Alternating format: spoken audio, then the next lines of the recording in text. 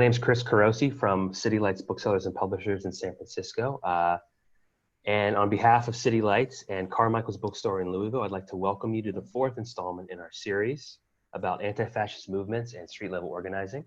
These events are curated by Hilary Moore and James Tracy and draw their origins from the book No Fascist USA, the John Brown Anti-Klan Committee and Lessons for Today's Movements, which was published by City Lights earlier this year. Copies of the book are being sold today by Carmichael's Bookstore, and we'll be posting a link to buy in the comments section, or I'm sorry, the chat function on your screen during the event. And please do purchase a copy of the book if you haven't done so already.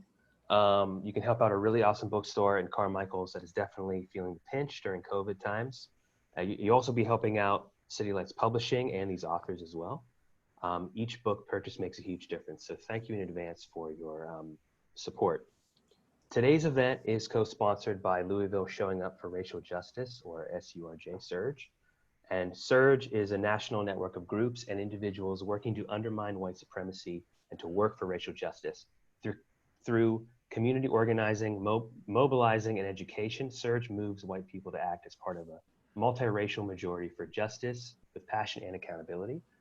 They work to connect people across the country while supporting and collaborating with local and national racial justice organizing efforts. And SURJ provides a space to build relationships, skills, and political analysis to act for change. Go to facebook.com/SURJ Louisville, SURJ Louisville, for information on them. And also check out more about SURJ in general at showingupforracialjustice.org. At the end of today's discussion, there will be a Q&A. So please use the chat function to post your questions. And just in case, please keep your microphone muted at all times. So before we begin, I'd like to turn it over to Maggie Fixler of Carmichael's Bookstore, who will be introducing our speakers today. Go ahead, Maggie. Thank you, Chris, and thank you all for being here. I know we're all in different time zones, but it's really great that we could all get together right now. Like Chris said, I am the event coordinator at Carmichael's Bookstore in Louisville, Kentucky. We've been around for about 40 years, and at this point, now more than ever, I mean, books and the resources that independent bookstores can provide to their community are more important than ever. And we are in the midst of a lot of the main issues going on with racial justice right now. So we're really, really glad that we can participate today. And thank you all for being here. With that, I'm just going to go ahead and introduce the speakers today, starting with Hilary Moore, who is an anti-racist political educator and teaches with generative somatics.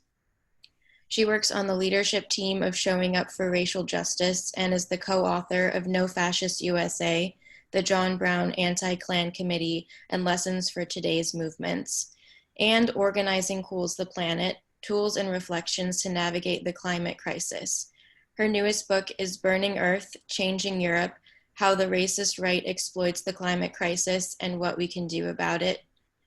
Next is James Tracy, who's an author, organizer, and instructor of labor and community studies at City College of San Francisco. He is the co-author of Hillbilly Nationalists, Urban Race Rebels and Black Power, Community Organizing in Radical Times, and the author of Dispatches Against Displacement, Field Notes from San Francisco's Housing Wars. Lastly, we have Susan Reverby, who is the Marion Butler McLean Professor Emerita in the History of Ideas and Professor Emerita of Women's and Gender Studies at Wellesley College. An historian of American healthcare, women, race, and ethics, her book Examining Tuskegee, the Infamous Syphilis Study and Its Legacy, won 3 major prizes. In conjunction with the CDC, she helped gain a federal apology from the Obama administration from the study in Guatemala in 2010. Her latest book is Co-Conspirator for Justice, The Revolutionary Life of Dr. Alan Berkman. All right, so with that, I am going to turn it back over to City Lights and our speakers for today. Again, thank you all so much for joining us. Thank you, Maggie. Thank you. Thanks for being here. Thank you for having us on. Okay. Susan, you want to take it away? Sure.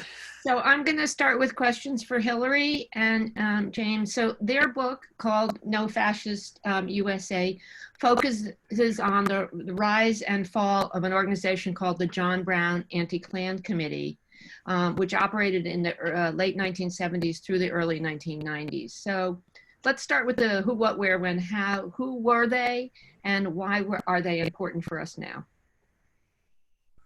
Cool. Thank you, Susan. I will get to that question in just a moment because it's so related to what is going on in the US right now. But I first also just want to say thank you to Carmichael's.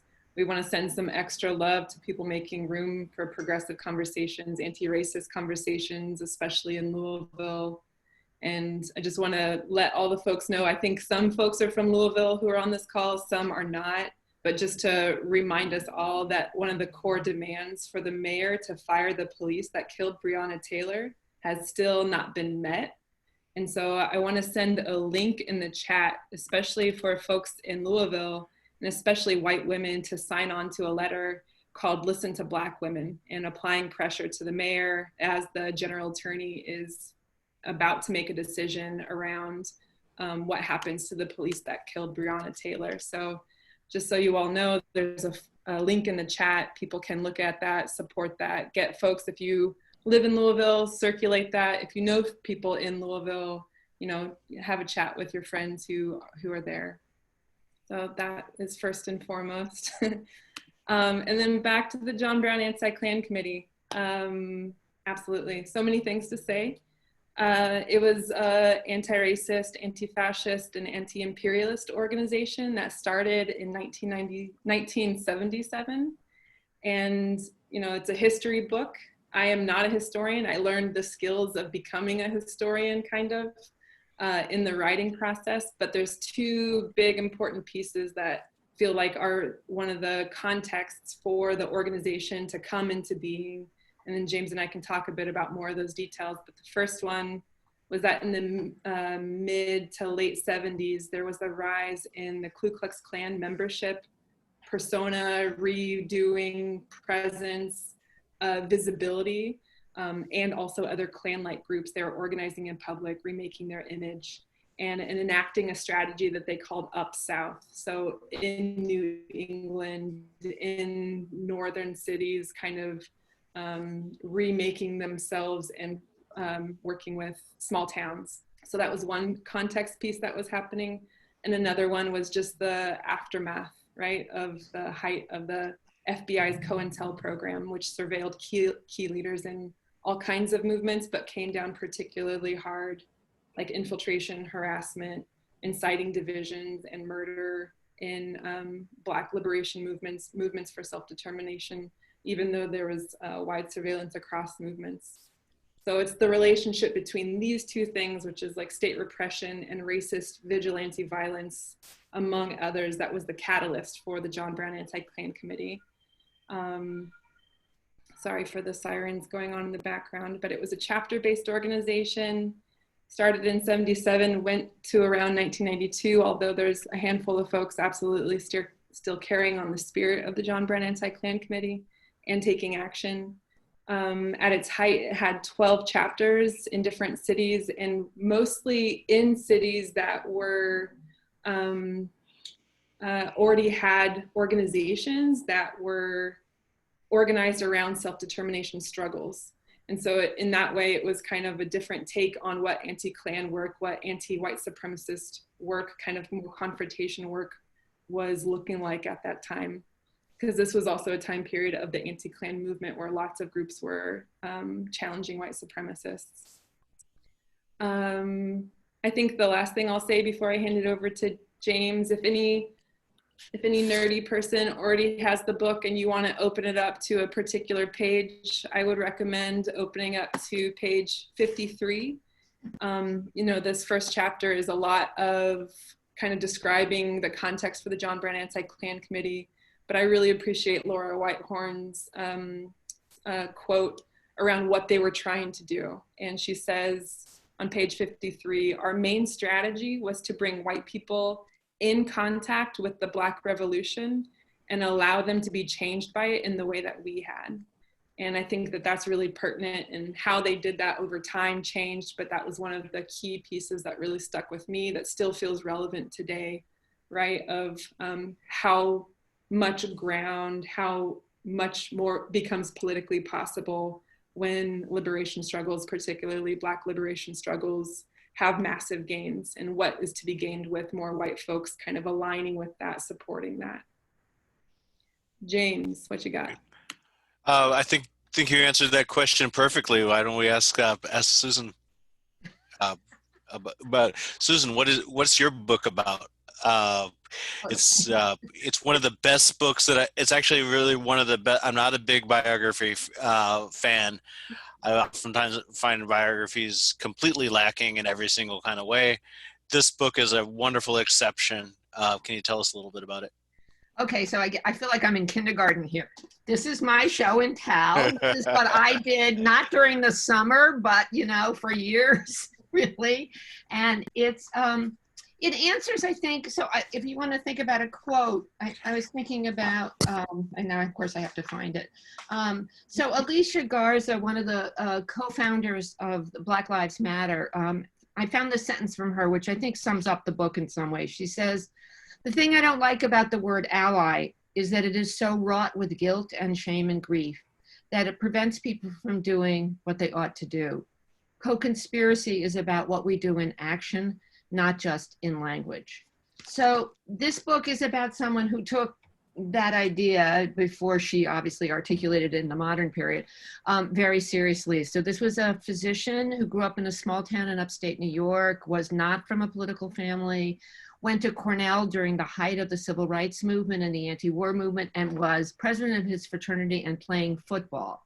So he does not get politicized at all, really, hardly at all in college. But then he gets to medical school at Columbia in the late 60s, and all hell breaks loose. And he becomes increasingly close to people in what was called in Weather, or the Weather Underground. It had broken off from the Students for Democratic Society. And he moves increasingly into being willing to not just see a problem in the United States that could be fixed by liberal reforms, but really thinking a revolution or some kind of really radical change has to happen. And because he's working as a community physician after he finishes medical school, he really sees the cost of racism on the bodies of everybody he deals with. So not just people who've been beaten by or shot by the police, but the disparities in healthcare that really affect people of color in particular. And he becomes increasingly radicalized by that experience. And he becomes involved with a group that called itself the May 19th Communist Organization, that was really the people behind starting John Brown Anti-Klan Committee. And he at one point becomes one of the major leaders of John Brown across the country.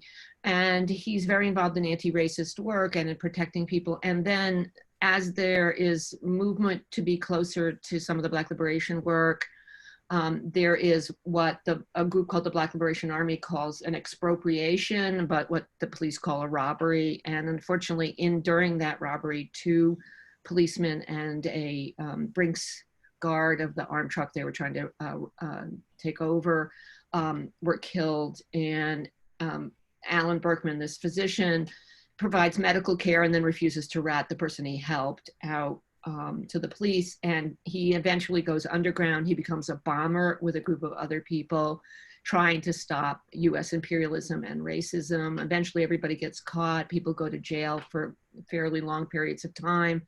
Berkman himself actually gets cancer twice in prison and almost dies, and never rats out. The FBI keeps telling him if he names names, they will put him in witness protection. He refuses to do that, even at the cost of almost dying over this. And when he gets out, it's in the middle of the AIDS epidemic, and he becomes a internationally known AIDS physician and organizer, and the founder of a group called one of the co-founders of a group called Health Gap, the Health Global Access Project, that actually won getting antiretrovirals into Southern Africa. So by the end of his life, when he dies of his 6th or 7th round of cancer in 2009, he and his organization have really helped to save millions of people around the world. So it's quite an arc of a story.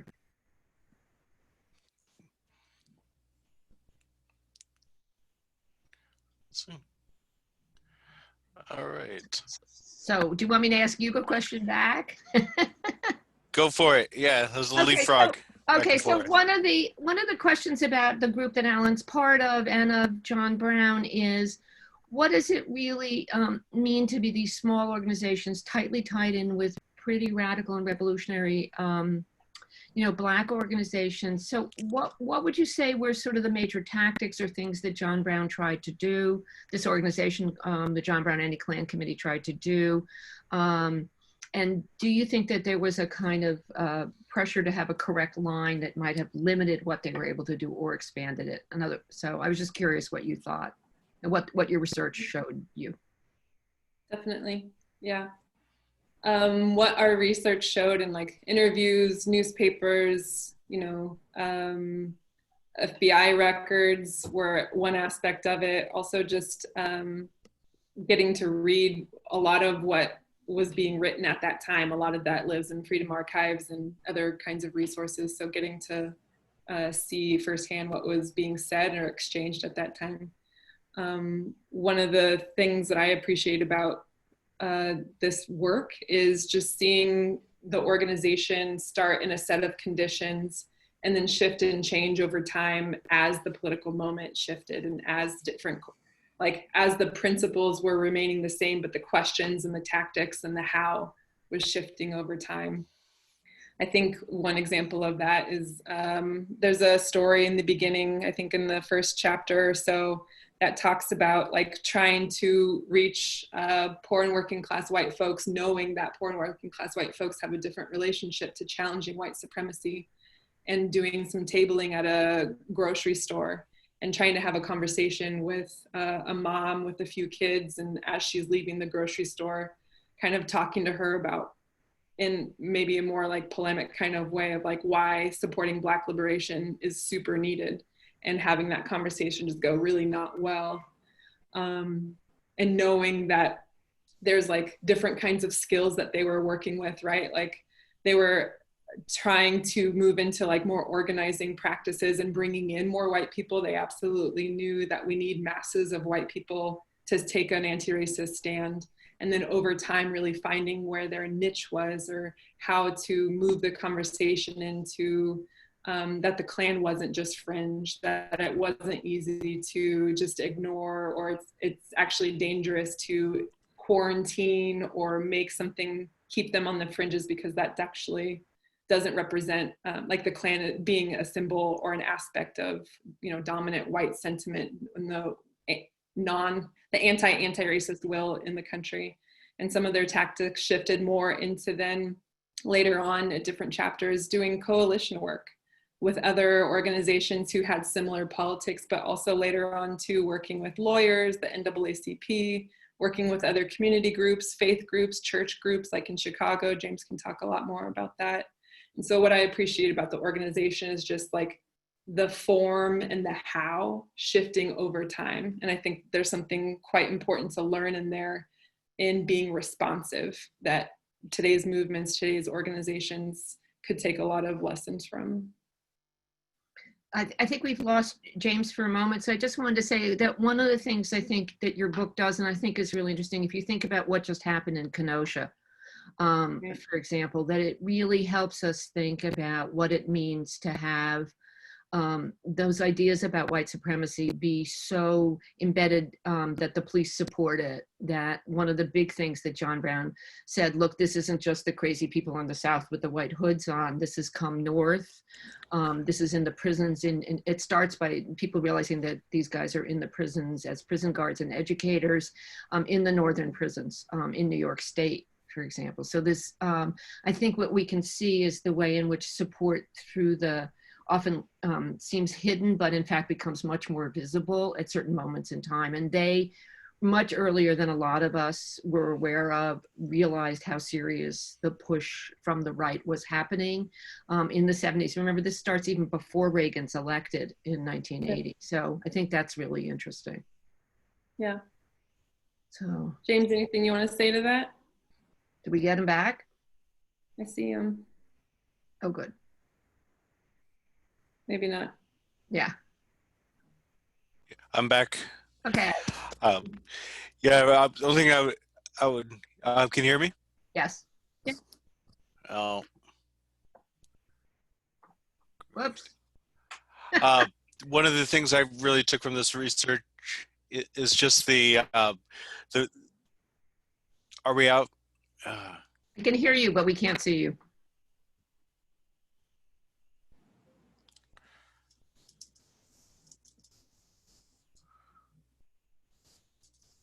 Lose him? Perhaps. Okay, can you hear me? Yes. One of the things that we really became clear during this research was the ways that the right builds a movement and the way that the left builds a movement. It's really it's pivotal to really understand them. You know, understand the far right as a complicated social movement, and then I think one of the key contributions of John Brown was bringing the complexities around the institutional analysis of how white supremacy is hardwired into just about everything in the United States, and then also bringing in the ideas of imperialism and support for self-determination. Right. I think that's absolutely right. I mean, I think what's so interesting is how early they really were trying to make people much more conscious of these issues. But here's where I thought what was interesting. One of the questions I wanted to raise for you about your book was there's some discussion about the tensions between First Amendment speech issues, which always come up, I think, for the left, versus what does it mean to allow terrorist organizations and violent organizations like the Klan to have a public forum. I mean, we're facing the same issues around what does Twitter and Facebook, for example, allow to be spoken about. But then the question is, when we talk about repression of speech, it often backfires against the left in particular, historically. So I think it's a real tension in taking positions around those issues. So I was curious what you thought about that. Yeah, I remember conversations with a researcher who studied specifically First Amendment history and how time and again any of the gains to kind of adjust it always end up having a greater impact on left movements in a negative kind of way. So it's tricky. I think that there is no answer that's super clear.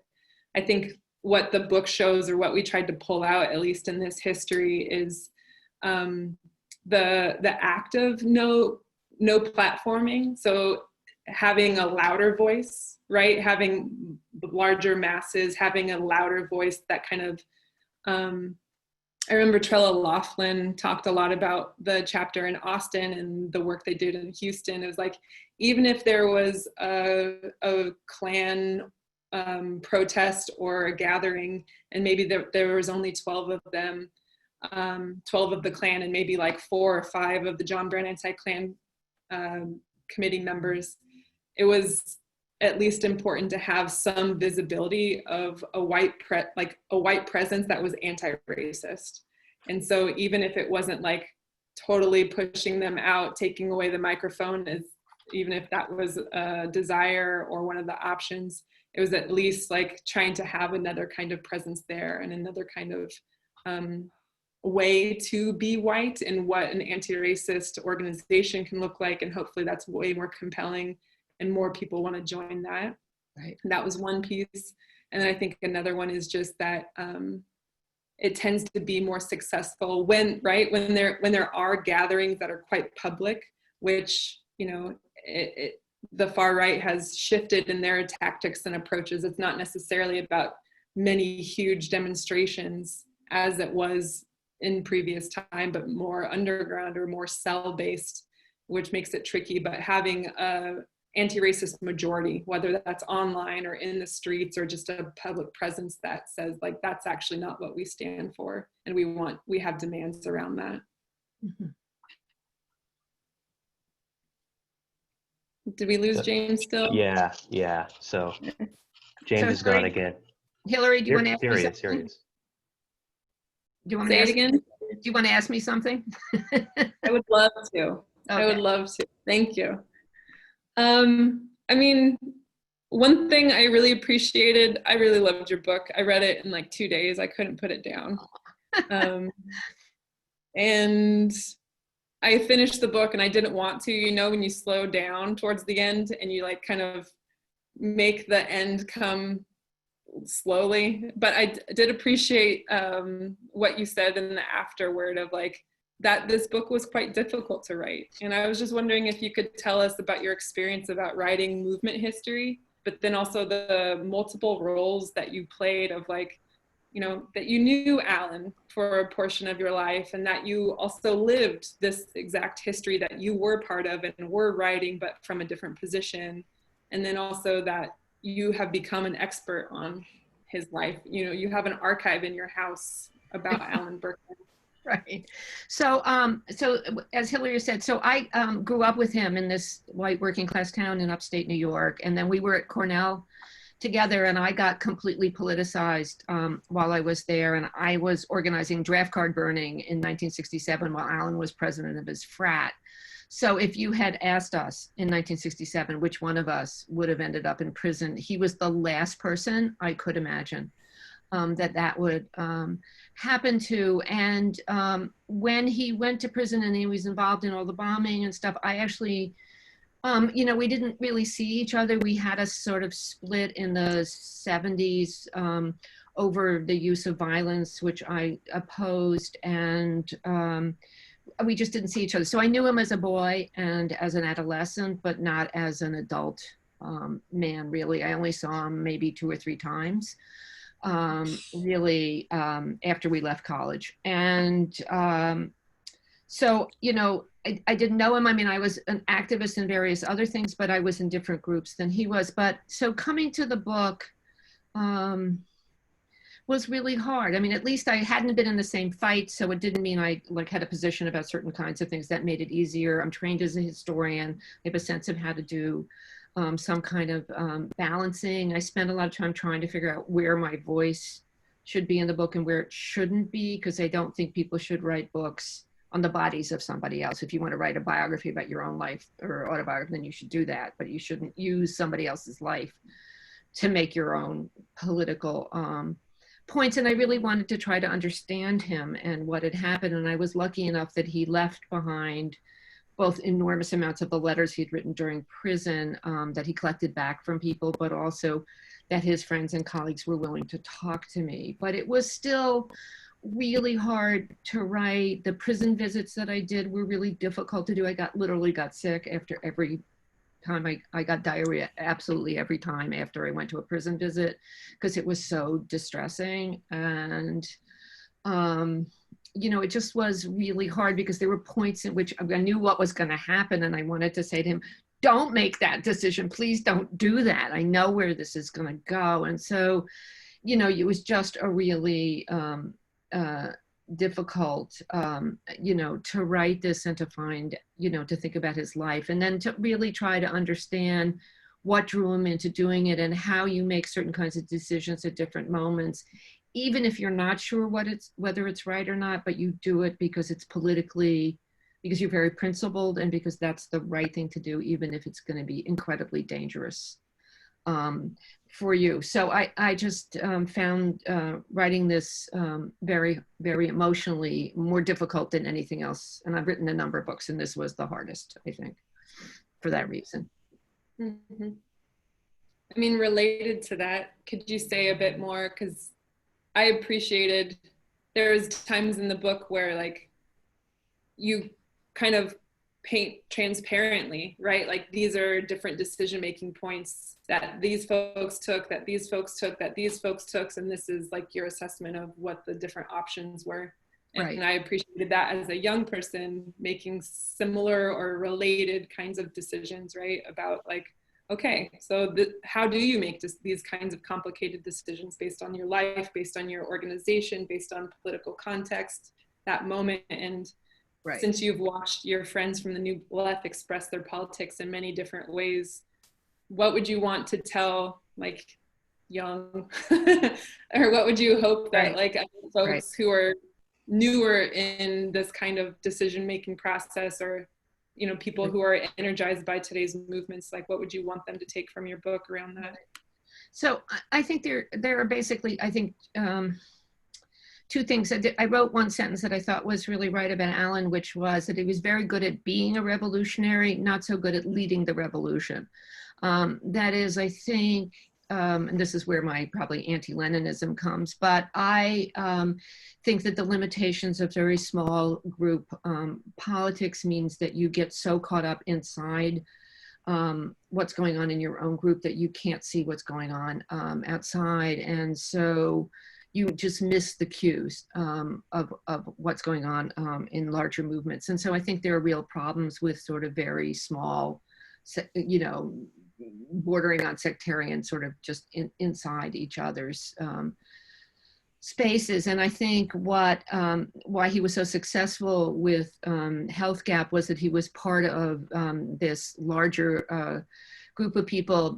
One of the people actually on our talk here is Bob Lederer, who comes out of political work like Alan's, but also out of ACT UP, and the extent to which Health Gap was able to pull together and work with large numbers of other activists. And so I think one of the things that we're seeing like right now, which I think is fascinating, is how widespread the anger and the sense that something has to be done. I mean, when basketball players hold a wildcat strike, which is what they did last night, right? Over the racism, that's really stunning to me. Really, really stunning that that's happened. So I think that one of the lessons is to try to think about what we can do that helps move the analysis, but at the same time really tries to assess what's going on so that you're moving people together and trying to understand where people are at their moment. My mother was a community college teacher, and she had a great line. She used to say, if you're over your student's head an inch, you might as well be a mile. And I think that's a really useful thing to think about when you're doing teaching or when you're organizing, which is to try to really understand where people are. So anyway, that's, I think he learned that as he got older and became just more aware of what could be done and what couldn't done, but he never changed his principles, his devotion to thinking about that everybody deserved a decent life and that the US should be stopped from perpetuating both racism and imperialism. That went through his entire career and his entire life. I know James wanted to speak to that too. Yeah, just picking up on the eternal organizing and mobilizing conundrum of small groups that are ready to roll and immediately get into action, and the slower pieces of organizing. We see John Brown, Anti-Klan Committee at different points in their lives and different with different chapters doing both. And I think that's valuable because, as an organizer, I believe in responding to the conditions that you're seeing in your own town, your own neighborhood, in the world. But I will definitely say that in my personal opinion, when John Brown participated in mass mobilization, that was when they were the most effective, right? When Chicago, the very clever ways of doing counter mobilization around racist graffiti and the punk rock scene. And when I first met them in '89 in Vallejo, doing counter, when they were doing counter work against the Aryan Woodstock White Power concerts, when they were actually just going out and talking to other people face to face, convincing white folks to join the struggle, they were really, really, really effective there. I won't say that other incarnations were ineffective. One story that was shared with us about driving around a a community with a bullhorn, probably less effective, right? So, support the Black liberation movement.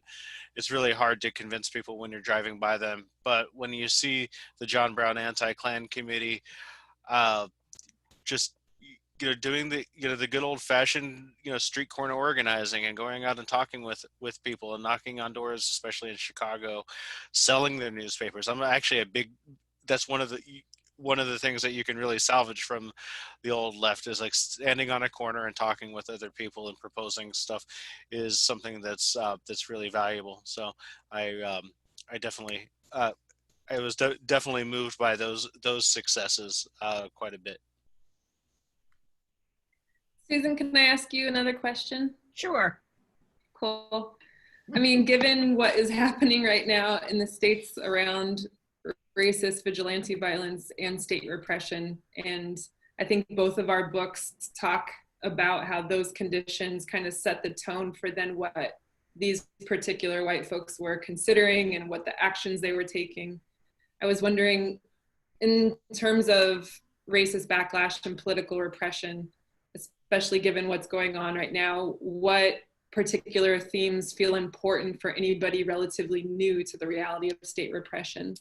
Anything that stands out for you in Alan's story about, Right. Yeah, how to navigate that reality? Right. I mean, I think that they were really aware of how much they were being, and part of the reason for the groups becoming so tight is, of course, that's one way to keep out, FBI agents and people who are infiltrating. And so a lot of the organizations really managed to do that by keeping everybody really in line and knowing who everybody was and what they were doing. But then again, the group becomes really small. But I think we have to realize how much, and I think like what happened in Kenosha, I think really shows a lot of the kinds of things that Alan and the people he was with were really trying to struggle around. That is the fact that here is, here's a 17-year-old kid, essentially, with a long rifle, right? Walking through the streets, able to shoot people. He, killed 2, shot 1, and then is let through the lines by the police is really stunning to think about in terms of, when Tamir Rice was assumed, a 12-year-old boy is assumed to have a fake gun, gets killed in a bloody playground. And here is a teenager walking with a giant gun being allowed to walk around, and to essentially the police chief approving what he's doing, which is what's been happening. And so I think the extent to which that violence is happening, we're really going to have to think very hard about how to respond to it. And that's one of the things that concerns me is, are we all going to start shooting each other in the streets? I know there are groups on the left already who have arms and are thinking about that. There were people who showed up with arms, in fact, in Charlottesville on both sides.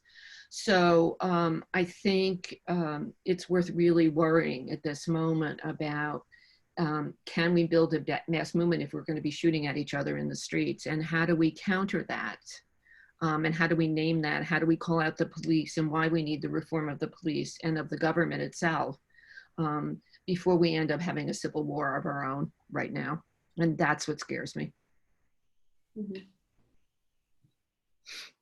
On this note, at least one thing I'll say about one thing I appreciate about the John Brown Anti-Klan Committee is that they did have an ethic around self-defense. I think, of course, mostly it was shaped around their relationship to the Republic of New Africa and the Black Liberation Army. But it was also kind of grassroots based, right? Like they used a bit of that rigor with each other around feeling confident in your body, around self-defense, around studying as a way to build community with each other. And, they didn't take up arms despite evoking John Brown as a historical figure. That was not their thing. They were mostly around building, a very particular understanding of white supremacy and how the cops and the Klan were connected, and then what that meant in terms of like an internal terrorist organization like the Klan, and then what US does across the seas internationally. But one thing I appreciated is that it was mostly women in the organization. And it was mostly people who were really committed to preparation that wasn't just confrontation and a kind of masculinity, but it was a lot of a preparation in terms of like keeping people safe and doing what you need to so that it doesn't get to that point. Right. On the other hand, the people who were in some sections of May 19th, not everybody in May 19th, also decided that some kind of violence against the state had to happen. As one person I interviewed said, we were tired of seeing all the bodies just on one side. So, but when the bombing happened that Alan was part of and the other women in the organization with him were part of, and the other man in the group that he was part of, started doing the bombings, they were really careful to make sure that no one got killed, that they did property damage only, although of course, it can always happen if you blow out a glass window and somebody's walking by, you know, somebody can be killed with the shrapnel. And at one point, Alan and one of the other guys in the group, because they had to raise money, did a robbery. I mean, they went to a Stop and Shop pharmacy and held the guy up essentially and took the money. And I know they didn't intend to kill anybody, but they had guns with them and a gun could have gotten off. I mean, someone could have been killed. So we have to really think about what happens when you just get pushed into such rage and anger about what's happened, that you move into that kind of politic as well. And so I think what's interesting about Alan in the book is what I tried to show during the years that he's in prison. He's really trying really hard to think through what they did at the same time as they have to defend what they did because they're on trial. So the tension between explaining what they were thinking 3 and 4 or 5 years earlier and where they all have come to at a different point, and yet defending themselves on principle, is a really stunning example of incredible principled political struggle with each other, with movements. And I also think it raises really hard questions about who you form alliances with. I mean, how do you figure out who the right people are to be in an alliance with? You can't, like, as I said to my students, you can't go on Google and say, who is the most politically appropriate Black group that I should be in alliance with, please, and have 6 choices. You know, it just doesn't work like that. And people were making demands on them to do things as well. And so I think I think they had to do really, really hard stuff that was just amazing, even if I don't agree with everything they did. Yeah, I would say that if there's any criticisms to be had, it's actually criticisms of ideas that were a lot bigger than just the John Brown formation or May 19th or anybody. There was an idea at the time, certainly a really great impulse to support decolonial movements, and then there was the tendency sometimes to more or less copy ideas that were working elsewhere, but not here, like the Foucault theory or whatnot, that a small group of dedicated radicals doing exemplary action could inspire many people to join what I like to call the V for Vendetta thesis. If you've seen that movie, you bomb the parliament and everybody's like, oh, that's a great idea. Let me join in. And I'm oversimplifying it because no matter what, those who were using this Foucault theory were some of the most bravest, dedicated people in that time, and the choices that were made in a certain context around ideas that were being received, but also the absolute failure for of the state to confront white supremacy in any kind of way. Any of the reforms weren't sticking. We had the growth of the far right, the growth of the Atlanta murders, racist violence, and literally there's I must imagine that there seemed like to be very few options because all the other options were seemed to be shut down. So I really hope that our readers of both of our books can see things in context and not just in good or bad, terrorist, freedom fighter, those dichotomies, but really look at the context of what people were working with at the time, because it was white terrorism was so, was so literally terrifying and so far, and so common, just like we live that we live today. The other side has absolutely no qualms about using militant tactics. So I can only imagine where people were in that time. So I always, as a writer, I always try to think about, well, what's the context of that time. But I can legitimately say that everybody that we've talk about were the people that had the fire of abolitionists in their heart, and most of them continue their work in different ways today. I don't think, unless I'm wrong, I don't think anybody from John Brown Anti-Klan Committee or their assorted groups could today be called a sellout, right? No, they're dedicated. They're in the fights in different ways today, and it's really, really important to see not just these moments, but what came after. Why don't we see if there are any questions. Chris, do you want to see if there's something that people want to ask us in the last 10 minutes or so now? Yeah, so I haven't seen any questions in the chat during the event, you guys. If anyone here has a question, well, there's something here. Right. Okay, that's a long question. That's a long question. We need a summary.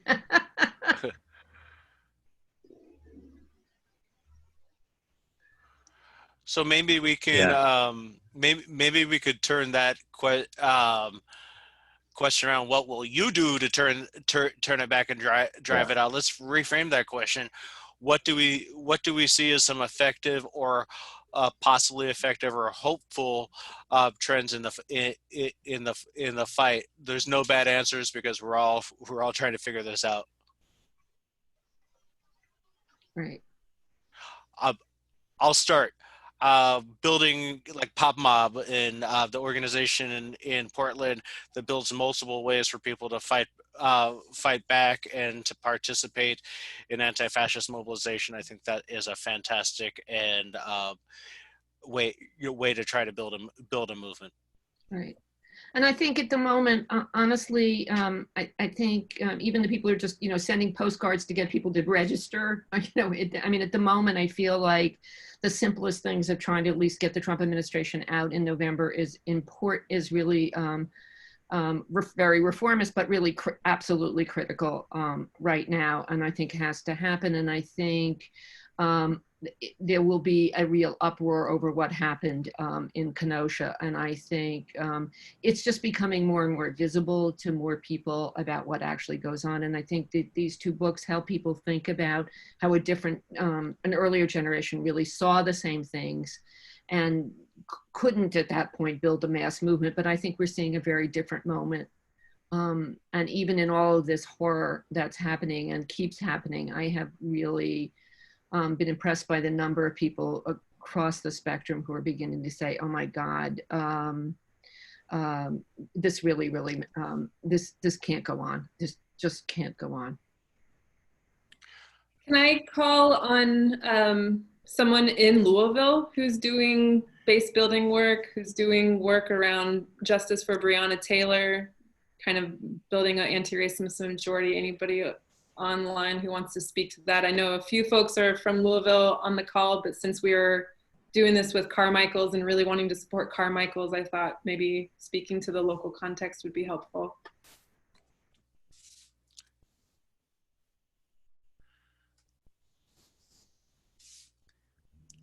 James, are you asking me to unmute Bob? Yeah. Okay. I'm going to do that. Yeah, that'd be great to. Okay. All right. Great. We have a legendary activist in the room here. All right, Bob, you are now unmuted. Hey, Bob. Hi, thank you so much. Well, first of all, thank you for this fantastic book, which really brings back a lot of fond memories. I was very close to the John Brown Anti-Klan Committee throughout the 80s. I was part of a sister organization called the Free Puerto Rico Committee that worked in solidarity with independence for the colonized people of Puerto Rico. you know, tried to support some of the John Brown Committee's events and demonstrations when I could. And I appreciate the chance to just make some very, very brief comments that folks may find interesting. I think Hilary and James have done an excellent job of kind of recreating the time and the strategy and the gestalt of the John Brown Anti-Klan Committee. And so, you know, I'm such a big fan of movement histories. I think it's so important that we write about in our radical historians, like the two of you, even whether you consider yourselves such as or not, you are, that, you know, to do that work, to get the lessons out there for the younger generation. The only thing I wanted to mention to everyone here today is that I'm really pleased that you covered the grand jury repression that, you know, you talked about 4 members of the DC chapter of the John Brown Committee that took a principled position of refusing to collaborate with the FBI's intelligence gathering that's disguised as a grand jury investigation of bombings, but really was just an effort to disable people from doing their street activism, and also to see if they could gather intelligence on who was who, and they refused, and so they did 8 months. And right after their case, another one of the John Brown members that you interviewed for your book, Terry Bisson, and I were both subpoenaed to that same grand jury. We both, in a joint case, took the same position of our comrades in refusing to cooperate in any way. In fact, we took it a step further and wouldn't even go into the grand jury room and tell them that we weren't going to cooperate.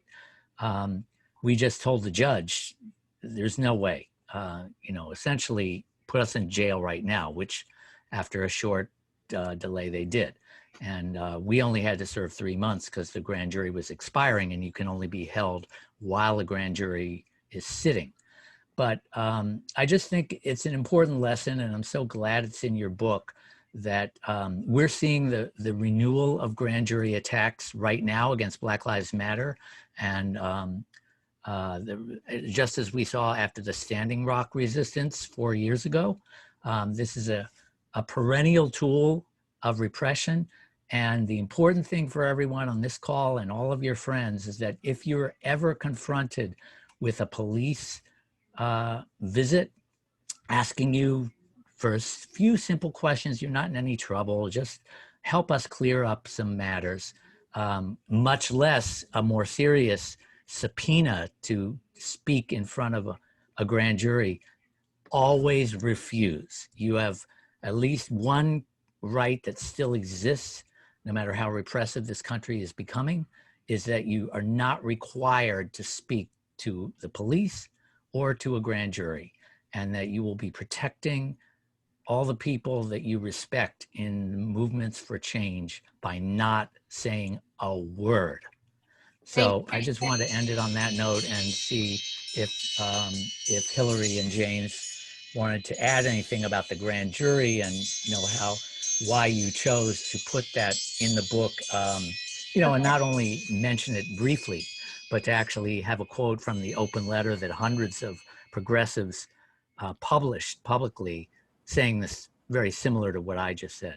Thanks, Bob. Bob, I think that's really helpful. And people have been putting up on the chat some guides to resistance of state repression, which I think we all are quite concerned about. And I think since we're almost at the end, I just wanted to say, I think both of these books really work well to give together.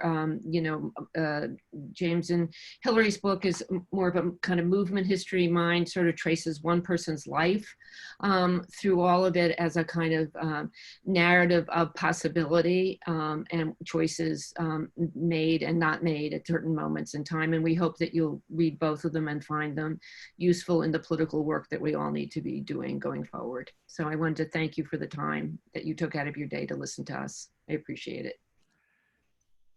Just remember the famous nonviolent activist Henry David Thoreau wrote and defended John Brown.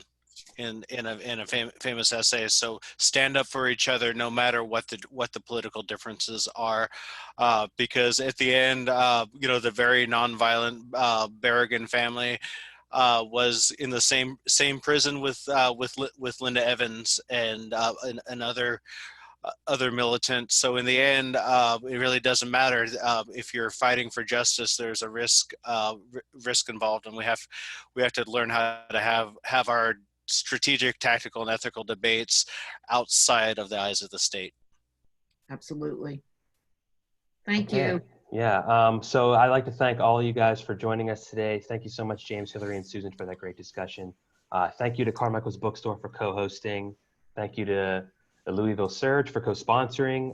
If you did come late to today's discussion, we will be posting it in its entirety on our YouTube channel. That's youtube.com/citylightsbooks. And please do purchase a copy of No Fascist USA or Susan's book, also from Carmichael's. They're in the chat, the links to buy. They'll also be emailed to everyone that registered today. It helps out City Lights, it helps out Carmichael's. It's a good thing. Or just go to carmichaelsbookstore.com and order any book that you want. Just go there and order books. So we have several events coming up as part of our fall program here at City Lights. Our calendar is on our website. You can also follow us on Facebook, Twitter, and Instagram. So thank you all. Be well, be safe, and I hope to see you very soon. Thanks, everybody. Bye-bye.